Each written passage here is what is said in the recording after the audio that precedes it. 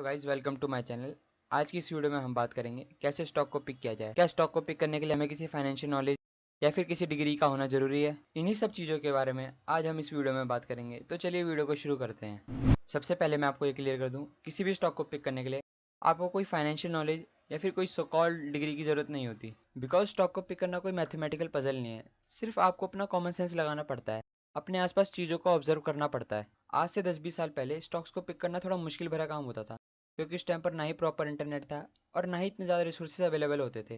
But आज के इस इंटरनेट एरा में स्टॉक्स को पिक करना काफ़ी ज़्यादा आसान हो गया है। आज हमारे पास ऐसे ऐसे टूल मौजूद हैं जो कुछ ही मिनटों में हमें स्टॉक्स को पिक करके दे देते हैं। बहुत सारे ऐसे रिसोर्सेज मौजूद हैं जिससे आप आसानी से स्टॉक्स की रिसर्च कर सकते हैं। बट स्टॉक्स को पिक करने का सही तरीका क्या है, आइए उसके बारे में हम बात करते हैं। आपको किसी भी स्टॉक को पिक करने के लिए सबसे पहले उसके पीछे जो कंपनी है उसके बिजनेस को समझना होगा। अगर आपको कंपनी का बिजनेस मॉडल समझ में आता है तो आप बड़ी ही आसानी से किसी भी स्टॉक को पिक कर सकते हैं। मैंने काफ़ी लोगों को देखा है जो स्टॉक्स को पिक तो कर लेते हैं, बट उसके पीछे जो कंपनी है उसके बिजनेस मॉडल के बारे में उन्हें कुछ नहीं पता होता, और इसे एक तरह से स्पेकुलेशन कहा जाएगा, जहां आपने बिना कंपनी के बारे में जाने स्टॉक्स को पिक किया, ठीक लॉटरी टिकट की तरह, और फिर वो यह उम्मीद करते हैं कल को लॉटरी टिकट जीतेंगे और बहुत सारा पैसा कमा लेंगे। बट एक्चुअल में ऐसा नहीं होता। स्टॉक कोई लॉटरी टिकट नहीं है, उसके पीछे कुछ वैल्यू है। तो प्लीज़ स्टॉक को लॉटरी टिकट की तरह ट्रीट करना बंद करें। अगर आपको कंपनी का बिजनेस मॉडल समझ में नहीं आता तो उसमें इन्वेस्ट भी मत कीजिए। अब आप किसी भी बिजनेस को एनालाइज कैसे करेंगे? जिस भी स्टॉक को आप पिक कर रहे हैं, आपको गूगल पर जाकर सर्च करना है इन्वेस्टर प्रेजेंटेशन। फॉर एग्जांपल मैं रिलायंस का लेकर चलता हूँ, तो आपको सर्च करना है Reliance investor presentation. Investor presentation में आपको कंपनी के बारे में डिटेल में जानकारी मिल जाएगी, और कंपनी के आने वाले फ्यूचर प्लान्स क्या है उसके बारे में भी कंपनी ने बताया होता है। और इसके अलावा आपको कंपनी की एनुअल रिपोर्ट को भी पढ़ना पड़ेगा, जहां आपको कंपनी और उसके मैनेजमेंट के बारे में काफ़ी कुछ जानने को मिलेगा। एनुअल रिपोर्ट में आपको यह भी जानने को मिलेगा जो कंपनी ने अभी तक टारगेट बनाए, क्या कंपनी उनको सक्सेसफुली अचीव कर पाई या नहीं कर पाई।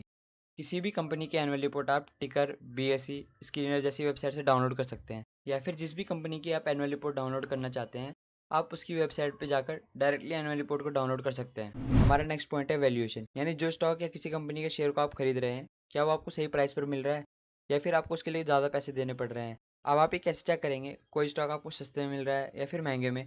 इसके लिए आपको सबसे फेमस रेशियो पी रेशियो को चेक करना होगा, जो कि किसी भी स्टॉक को एनालाइज करते वक्त सबसे ज़्यादा इस्तेमाल किया जाता है। और इस पी रेशियो को आपको उसके कंपटीशन या जिस सेक्टर में वो कंपनी डील कर रही है उसके सेक्टर से कंपेयर करना होगा। इसको आप मनी कंट्रोल की वेबसाइट से चेक कर सकते हैं। अगर स्टॉक का पी सेक्टर के पी से ज़्यादा आता है तो यानी स्टॉक ओवर वैल्यूड है। आपको ऐसे स्टॉक से दूर रहना चाहिए, क्योंकि ऐसे स्टॉक्स अपने एक्चुअल प्राइस से ज़्यादा पर ट्रेड हो रहे होते हैं।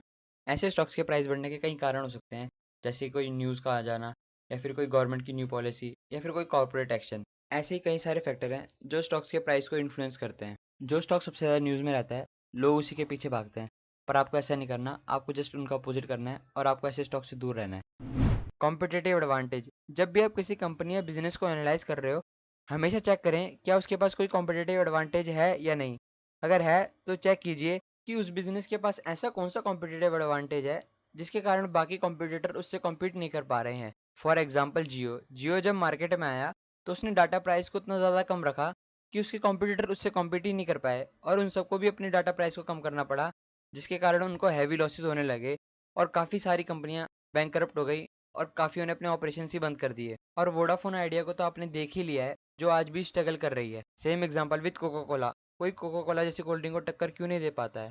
क्योंकि कोको कोला जिस फॉर्मूले से बनती है उसने उसको पेटेंट करवा के रखा है, ताकि उसकी जैसी दूसरी कोल्ड ड्रिंक को कोई बना ना सके। और इसलिए आज कोको कोला इतनी बड़ी कंपनी बन चुकी है। इसलिए ये ज़रूरी हो जाता है जिस कंपनी के स्टॉक को आप पिक कर रहे हो उसके पास कोई कॉम्पिटिटिव एडवांटेज हो, ताकि वो कंपटीशन से बची रहे और उसको कोई टक्कर ना दे पाए। ये कुछ मेन पॉइंट्स थे जो आपको किसी भी स्टॉक को पिक करते वक्त ध्यान में रखने चाहिए। और एक बात हमेशा याद रखें, आप स्टॉक में इन्वेस्टिंग वेल्थ बनाने के लिए कर रहे हैं, ना कि सट्टा खेलने के लिए। तो मिलता हूँ मैं आपको नेक्स्ट वीडियो में, तब तक के लिए साइनिंग ऑफ।